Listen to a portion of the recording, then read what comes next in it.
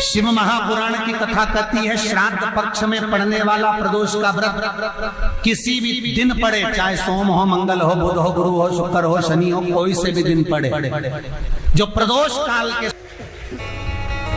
जब ज्यादा घर में पितृदोष हो ना, ऐसा लगे कि पितृदोष बहुत ज्यादा है, 1 रुपए कमा रहे हैं, 1.25 रुपए खर्च हो रहा है, हाथ में पैसा नहीं टिक रहा, दुकान 4 दिन अच्छी चल रही है, फिर व्यापार डाउन हो जाता है, कोई पैसा लेकर भग गया, नहीं दे रहा, कहीं कर्जा मात्रा बढ़ गई है, ये पितृदोष के लक्षण है कुछ। इसमें आपके घर में जो भी रुद्राक्ष पड़ा हो, जो भी रुद्राक्ष रखा हो, क्योंकि संभाल के तो आप रखते नहीं, पटक देते हो यहां में, जो भी रुद्राक्ष आपके घर में रखा हुआ,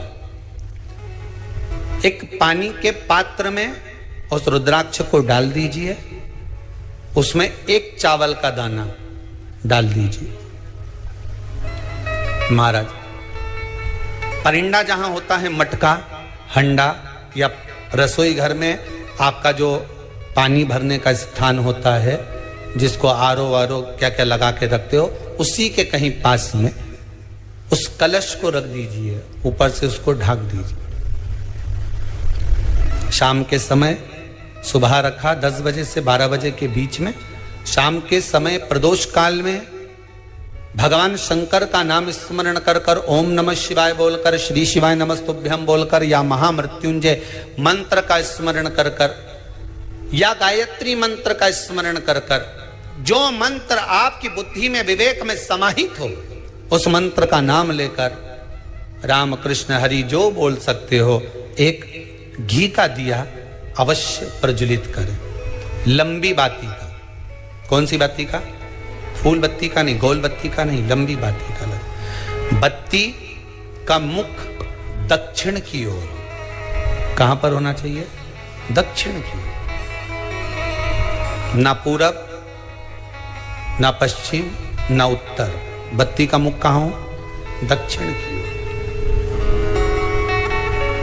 जैसे श्राद्ध पक्ष में ब्राह्मण को जब भोजन कराते हैं तो ब्राह्मण का मुख श्राद्ध पक्ष के भोजन कराते समय अगर पूरब, पश्चिम और उत्तर का होता है तो श्राद्ध के भोजन का फल नहीं मिलता। उसका मुख दक्षिण का होता है तो हमारे घर के जितने भी पितर उस तिथि में गए होते हैं, सबको उसका भाग मिल जाता है और पितृदोष समाप्त हो जाता है। इसलिए ब्राह्मण का मुख श्राद्ध पक्ष में भोजन कराते समय दक्षिण का होना चाहिए।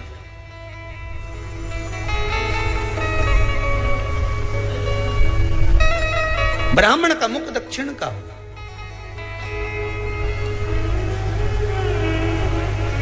यहां तक शास्त्र कहता है, महाराज अगर गौ माता को श्राद्ध पक्ष में अगर भोजन दे रहे हो तो गाय का मुख अगर दक्षिण का है, गाय का, आपका मुख भले उत्तर का हो, गाय का मुख दक्षिण का हो, आपका मुख भले पूरा पश्चिम कहीं का, गाय का मुख अगर दक्षिण में है, अगर आपने दक्षिण में गाय को खड़ी कर रखा है और दक्षिण में उसका मुख और आप भोजन दे रहे हो, तो शास्त्र कहता है कि किसी पिंड की जरूरत नहीं पड़ती, गाय स्वतः कल्याण कर देती है, गौ माता स्वतः कल्याण कर, दक्षिण मुखी हो। तो दिए की जो बाती का मुख कहां होना चाहिए? दक्षिण का। और दक्षिण का मुख हमारा,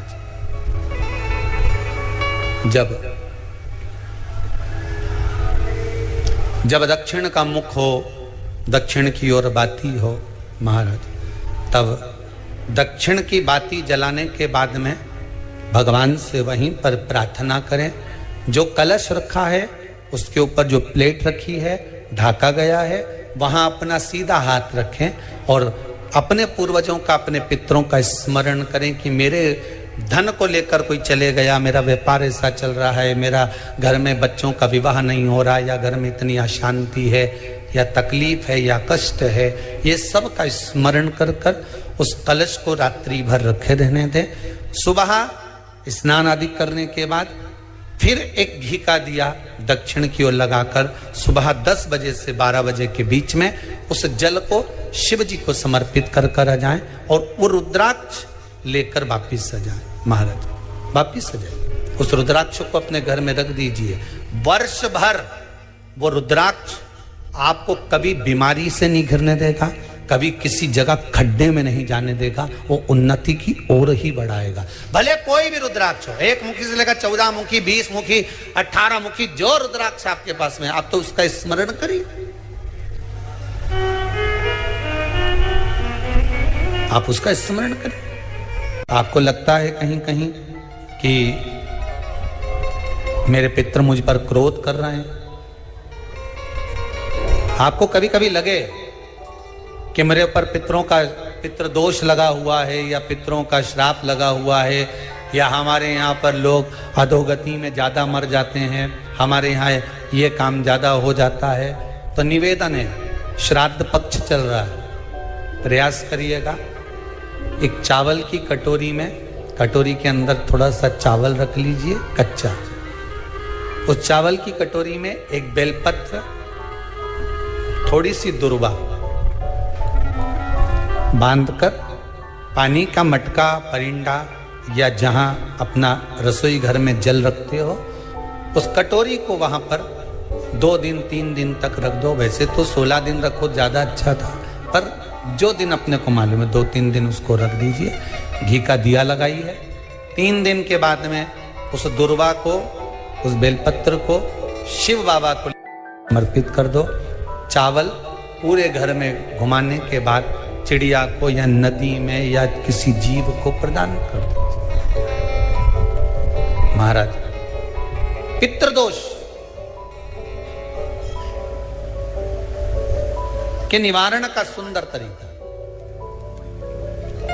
कल आपको वो काम नहीं हो रहा है, बहुत दिनों से आप प्रयास कर रहे हो और काम अटका पड़ा हुआ है, तो प्रयास करना। जल के पात्र में थोड़ा सा शहद, गंगा जल उसमें डालकर, ये जो श्राद्ध पक्ष चल रहा है, जिस समय पर, जिस श्राद्ध पक्ष के अंतर्गत, श्राद्ध पक्ष में एक पात्र में जल लेकर, उसमें थोड़ा सा शहद, गंगा जल डालकर भगवान शंकर को कुंदकेश्वर महादेव के नाम से, कौन से महादेव? कुंदकेश्वर, क्योंकि विदल और उत्पल, इन दोनों असुरों ने, राक्षसों ने जब बहुत उपद्रव मचाया, अब ठीक है, जब बहुत उपद्रव मचाया, तब माता जगतजननी के कहने पर कुंदुक का प्रहार कर कर इन दोनों राक्षसों का संहार करा था। तो शिवजी का नाम कुंदकेश्वर पड़ गया था। क्या नाम पड़ा था? कुंदकेश्वर। कहते हैं बहुत बांधाओं में जब व्यक्ति पड़ जाता है, बहुत बांधाओं में जब व्यक्ति चला जाता है, कुछ ना कुछ समस्याओं में जब व्यक्ति फंसा रहता है, पड़ा रहता है, तो कुंदकेश्वर महादेव का स्मरण करना चाहिए। एक प्रयास और करना, छोटा सा प्रैक्टिकल करने में क्या जाता है। दुकान पर ग्राहक नहीं आ रहे ना, आधा घंटा हो गया, कोई ग्राहक नजर नहीं आया, फालतू बैठे हो ना दुकान पर, जब ग्राहक नहीं आता तो फ्री हो, तो एक काम करो, कोई भी जरा सा हाथ में पानी लेकर कुंदकेश्वर महादेव के नाम से 51 बार, 21 बार बोलकर, 11 बार बोलकर वो पानी को दरवाजे पे छीट दो। आधा घंटा, ज्यादा से ज्यादा 20 मिनट, आधा घंटा 30 मिनट नहीं लगेंगे और ग्राहक प्रवेश करना प्रारंभ करें। प्रैक्टिकल करने में क्या जाए। अब ई में कहीं घटा तुम्हारा कि पानी घट गया, कि बोलने से, कुंदकेश्वर महादेव का नाम लेने से जीवान घट गई, कुछ घटा? फायदा तो तुम्हारा ही हुआ। कुंदकेश्वर का नाम, कोई काम अटक रहा है, शहद जल के पात्र में डालिए और थोड़ा सा गंगा जल डालकर इसी श्राद्ध पक्ष में किसी भी दिन जब तुम्हारा मन पड़े तब शंकर जी को समर्पित कर और साथ में एक लोटा पानी, एक कलश जल का अलग से लेकर जाओ। जब शहद का जल शंकर जी को समर्पित कर दो, उसके बाद सादा जल शंकर जी को अवश्य समर्पित करके। शहद का जल बांधाओं को हर लेता है, बांधा को हरता है। हम तो कई बार बच्चों से कहते हैं, अगर कोई बच्चा कंपटीशन एग्जाम में बैठ रहा है, इंटरव्यू दे रहा है या कोई एग्जाम में नहीं निकल रहा है, तो प्रयास करना बेलपत्री का जो बीच वाला पत्ता होता है, इस पत्ते पर शहद लगाकर हथेली में रखकर अंगूठे से इसको इस तरह से दबाकर शिव जी के कुंदकेश्वर महादेव का नाम लेकर अपनी मनोकामना कर शंकर भगवान का जो शिवलिंग है, उस शिवलिंग पर इस बेलपत्री के पत्ते को चिपकाकर आ जा और एग्जाम देने जा। बाबा निपटे का सब काम कर। जिस बालक बालिका का जॉब नहीं लग रहा हो, सर्विस नहीं लग रही हो, नौकरी नहीं लग रही हो, जगह जगह पहले करते थे जॉब, अब छूट गई, 2 साल हो गए, 3 साल हो गए, सर्विस नहीं लग रही हो, बहुत प्रयास कर लिया हो, बहुत प्रयास, तो महाराज काली तिल्ली को पीस कर उसको जल के पात्र में डालकर अपने घर के मटका, परिंदा, पितरों का जो स्थान होता है, जलाशय होता है, उसके पास में एक पात्र में रख दीजिए।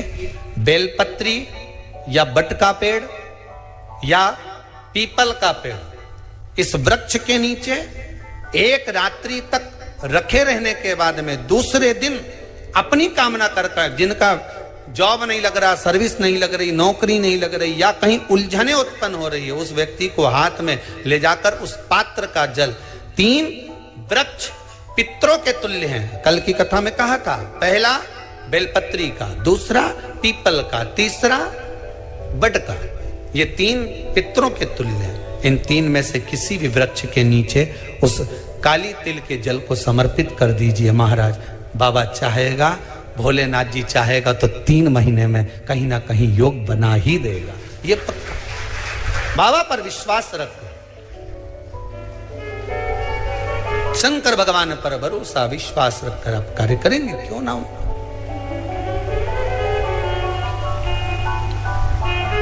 श्राद्ध पक्ष में महाराज पीपल के पेड़ के नीचे मात्र काली तिल्ली का पानी ही डाल देने से पितृदोष का निवारण हो जाता है। किसी लड़के की, लड़की की विवाह शादी नहीं हो रहा हो, मंगल विवाह नहीं हो रहा हो, पानी के लोटे में थोड़ा सा काला तिल डालकर श्राद्ध पक्ष में पीपल के पेड़ के नीचे चढ़वा दीजिए महाराज। पितरों की शांति होती है, घर में मंगल कार्य होता है, मंगल कार्य हो जाता है, पितृदोष का निवारण होता है।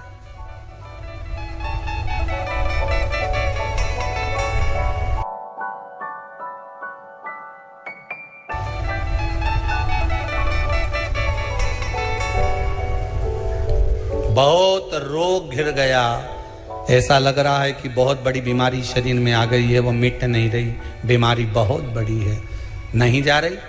सरसों का फूल भगवान शंकर को चढ़ाना प्रारंभ कर दो। सरसों तो आप अपने घर के अंदर भी बो सकते हो, उसमें पीला फूल आ ही जाता है, शिव जी को चढ़ाना चालू कर दो, बीमारी समाप्त होना प्रारंभ। शिव को समर्पित किया गया एक एक भाग,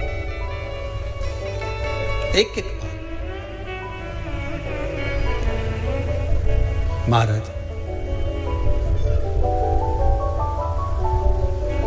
लगे ऐसा कि घर में शांति नहीं है, सुख लक्ष्मी तो है, परिवार भी छोटा है पर शांति नहीं। जब देखो जब किसी ना किसी का मुंह चलता रहे, क्रोध में बोलते रहें, शब्दों के तीर चलते रहें, शांति नहीं है। प्रयास जिस समय पर ब्राह्मण को भोजन करने के लिए बिठाएं या श्राद्ध पक्ष के अंतर्गत ब्राह्मण जब घर में भोजन ग्रहण कर रहा हो, उस समय पर थोड़ा सा कोई सुगंधित पदार्थ इत्र आदि पानी के मटके के पास, परिंडे के पास में, जलाशय के पास में उस इत्र को थोड़ा सा कोई रुई में रखकर छोड़ दीजिए। घर में कभी क्लेश नहीं हो सकता, शांत का माहौल हो जाए। पितृपक्ष में किया जाए, पितृपक्ष। और एक बात और अच्छे से ध्यान रखिएगा, आप ब्राह्मण को भोजन कराएं ना कराएं, आपने धूप छोड़ी ना छोड़ी वो पता नहीं, गाय को रोटी दी ना दी, स्वान को भोजन दिया ना दिया, कौवे को भोजन दिया ना दिया, चलेगा। पर जिस दिन अमावस्या के दिन पितृपक्ष समाप्त हो, उस दिन प्रदोष काल में, प्रदोष के समय पर, प्रदोष काल में शाम के समय पर जाकर किसी भी नदी, तालाब, बावड़ी, कुआं, कहीं ना कहीं जो आपके पास में हो, वहां पर एक घी का दिया, बत्ती का मुंह दक्षिण की ओर कर कर अवश्य जला कर जाना। सारे पितृदोष समाप्त हो जाएगा, सारा पितृदोष समाप्त। अमावस्या के दिन किसी भी जलाशय के पास में, नदी, तालाब, बावड़ी, कुआं, जो आपके शहर में, आपके गांव में, आपके नगर में हो, वहां जाकर लगा दे। अगर नदी, तालाब, बावड़ी, कुआं नहीं है तो पीपल का वृक्ष हो या बेलपत्री का वृक्ष हो या बट का वृक्ष हो, उसके नीचे लगा दो प्रदोष काल में। पर अमावस्या के दिन लगाएं जरूर। क्यों? क्योंकि अमावस्या 16 दिन तक पितृ मृत्यु लोक में आने के बाद में भोजन ग्रहण करते हैं। अमावस्या के दिन पितृ शाम के समय प्रदोष काल में शंकर भगवान का नाम जाप कर कर नदी, तालाब, बावड़ी पर पानी पीने जाते हैं। वहां से जल का आचमन कर कर पितृ अपने लोक को चले जाते हैं प्रदोष काल के समय पर। इसलिए प्रदोष काल में जलाशय के पास में, बावड़ी, कुआं, नदी, तालाब के किनारे पर दिया लगाया जाता है दक्षिण की ओर मुख कर कर बत्ती का। तो पितृ आशीर्वाद देते हुए जाते हैं कि फलो फूलो, आगे बढ़ो, उन्नति करो, तरक्की करो। ये पितरों का आशीर्वाद रहता है, पितरों का वर रहता है। आप देंगे उसको मिलेगा, कुछ करा ना करा। फिर अमावस्या के दिन, जिस दिन पितृपक्ष समाप्त हो, उस दिन दिया दक्षिण की ओर बाती का मुख कर कर लगा। महाराज एक बात बहुत अच्छे से समझ लीजिए, जिसके घर में क्लेश होता हो, अशांति रहती हो, क्लेश रहता हो, या छोटी छोटी बात पर विवाद चालू हो जाता हो, या पति पत्नी में, परिवार में, सास बहू आदि कादिक में कहीं ना कहीं कुछ अगर विवाद रहता हो, तो शास्त्र कहता है ऐसा बेलपत्री की डंडी रहती है ना, बहुत ध्यान दीजिएगा महाराज। श्राद्ध पक्ष की कथा चल रही है, शिव महापुराण आज विराम की ओर है, ध्यान दीजिएगा। जैसे ये बेलपत्री की जो डंडी होती है, डंडी का जो भाग होता है बेलपत्री की, ऐसा बेलपत्री की 7 भाग ले लो, मतलब बेलपत्री 7 ले लीजिए। 7 बेलपत्र लेकर कच्चा जो सूत होता है ना, कच्चा सूत जो जानते पेड़ पौधे में माताएं लपेटती हैं, धागा जो होता है ना सफेद कलर का कच्चा धागा, जो बड़ में, पीपल में और आंवला आदि में लपेटा जाता है, कच्चा सूत, उसको शंकर भगवान और माता पार्वती का स्मरण कर कर नंदी के, जो नंदी होता है, नंदी के राइट भाग में, नंदी का एक पांव ऊंचा होता है, आपने देखा होगा आगे का पांव ऊंचा होता है, बैठते समय नंदी का एक पांव ऊंचा है, एक पांव नीचे की हो जाता है। तो नंदी का जहां पांव ऊंचा है, उस ऊंचे पांव के पास में बैठना है। कच्चे सूत पर उस बेलपत्री के जो 7 गुच्छ हैं, 7 जो बेलपत्री के भाग हैं, 7 बेलपत्री हैं, उसको अपना नाम गोत्र स्मरण कर कर उस कच्चे सूत को लपेटना है। महाराज लाल कलर का चंदन उस बेलपत्री के पत्ते में जो अग्रभाग होता है, सबसे आगे का भाग, 7 में लाल चंदन लगाना है। महाराज उस चंदन को लगाकर आप प्रदोष के दिन, प्रदोष काल में शंकर भगवान को समर्पित अगर करते हैं, तो जिस घर का गोत्र बोला है उस घर में कभी क्लेश नहीं हो सकता, उस शांति का अनुभव करें, उसमें क्लेश नहीं हो सकता। एक धागा होता है पक्का धागा, एक धागा होता है कच्चा धागा। बहुत ध्यान दीजिएगा महाराज, पक्के धागे से नहीं लपेटना सफेद। कच्चा जो धागा पीपल में, बड़ में या आंवला आदि में जो हम लोग लपेटते हैं पूजन करते समय, वो कच्चा धागा। और एक बात और आपको कहने, ध्यान दीजिएगा, अगर मान लो किसी पति पत्नी का तलाक तक की नौबत हो गई और तलाक नहीं कराना है, आपस में वापिस प्रेम बढ़ जाए, छोरी वापिस घर में रहे, बेटा उसको रखे, बहू रहे, आपस में प्रेम बढ़े, वो भले मायके चली गई हो, वो भले लड़का छोड़कर चले गया हो, अकेली रह रही हो और चाहती है कि मैं पति के साथ रहना है, तलाक नहीं होना चाहिए, हम दोनों में प्रेम रहे, वो संभाले मेरे को भी और मैं भी आदर करूं, वो भी आदर करे। तो मेरा निवेदन है, कच्चा जो सूत होता है, कच्चा जो धागा होता है, नंदी के ठीक पीछे बैठकर कोई साथ में आपका परिवार का कोई व्यक्ति चले जाए और हस्तकमल को, जिसको अपने परिवार में वापिस रहना है, उस स्त्री हो या पुरुष हो, दोनों में से कोई भी नंदी के पीछे बैठकर सोमवार की जिस दिन अष्टमी पड़े उस दिन नंदी के पीछे बैठकर हाथ को ऐसा बंद करना है, हाथ में एक बेलपत्री रखना है, सीधी सीधी बंद कर 7 बार उस हाथ पर कच्चा सूत लपेट देना है, उस सूत को वापस निकाल लेना है। बेलपत्री के साथ में, और बेलपत्री को तो अपने पास में रखना। सबसे पहले माता पार्वती का जो हस्तकमल ऐसा होता है शिव मंदिर में, उस हस्तकमल में वो सूत जो आपके हाथ से निकला है वो उसमें डाल देना है, माँ जगत जननी से प्रार्थना कर कर।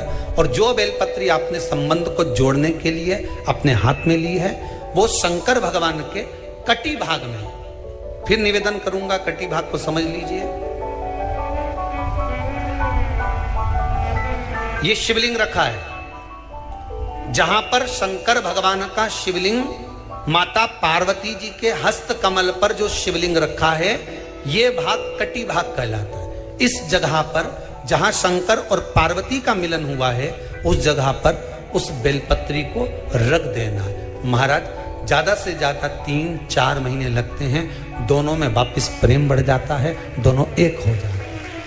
तलाक तक बात चल भी रही हो तो वो तलाक समाप्त हो जाता है। प्रेम, करुणा, आसक्ति, स्नेह बढ़ जाता है। संबंध टूटने की कतार पर एक बार माता पार्वती को समर्पित तो करो अपना संबंध कि मां अब तुझे नहीं भाना। माना मैंने अपशब्द कह दिया होगा, माना मेरी गलती होगी, थोड़ी गलती उनकी भी होगी, पर दोनों की गलती है मां, अब इस संबंध को तुझे निभाना। जब कच्चा सूत माता के हाथ में रखो तब माता को विनती करना, इस संबंध की डोरी अब तेरे को दे दी। दीन बंधु दीनानाथ मेरी डोरी तेरे, अब ये डोरी मैंने तुमको दे दी।